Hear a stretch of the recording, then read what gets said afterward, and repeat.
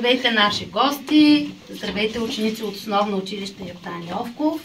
С нашия празничен урок искаме да поставим началото на коледните празници. Първата свята нощ. В земята на евреите един ден императорът заповядал всеки да се запише в града на прадедите си. По това време бедният рожденец Йосиф и жена му Мария живеели в град Назарет, а трябвало да отидат час в град Витлеем. Мария очаквала дете и не можела да върви толкова дълго. Йосиф успял да намери едно магара за нея и тръгнали. Пътят бил дълъг и уморителен. И най-сетне една студена привечер двамата пристигнали в Витлеем, гладни и премръзнали. Недалеч от града в полето овчарите пазили стадата си.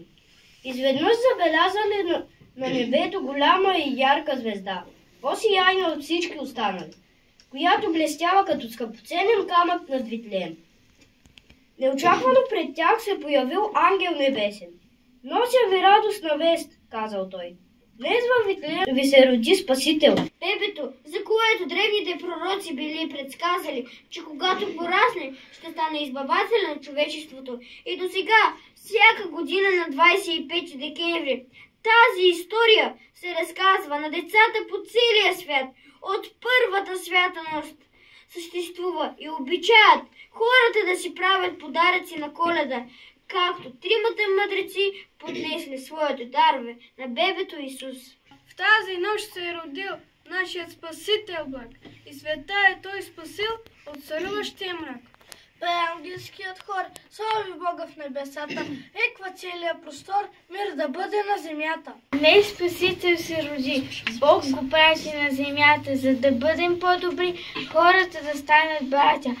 Златен път се ниже, през гори и долини, пътят, който свети хиляди години.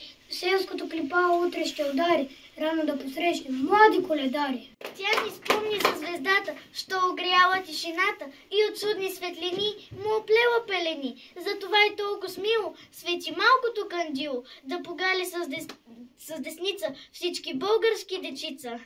Коледната вечер свята, сън сънувала земята. Ще бъдат вечерните по-богати и честити. И по-радостни сърцата, и по-весели децата. Вредно ходят с песни стари, скъпи гости коледари. Ой, Коледо, мой Коледо, родил се Боже чедо. Колко хубав е снегът навън, но няма нищо по-хубаво да се прибереш от дома за бъдни вечерската трапеза. А вие подготвихте ли всичко, както повелява обичаят? Готови сме, тате! Хайде и видим трапезата! Нали заколихме прасето? Защо само после аз сте наредили на трапезата? Сине, днес е последния ден от коледните постичи. На масата е наредено всичко, що раждат земята ни. Ние вярваме, че колкото по-богата е трапезата ни на бъдни вечер, толкова по-плодородна ще бъде следващата година. Дигни високо хляба, за да гласят житата високо през годината. Да е благословена земята ни, да се ражда повече жито през идната година, да е спорен трудът на орачите, да са обилни трапезите на народа ни. Коледо, я чуйте песни в небето, стопане млади излезти и коледари посрещни. Стопане млади излезти и коледари посрещни. И на всеки покравай, за своето здраве ти раздай.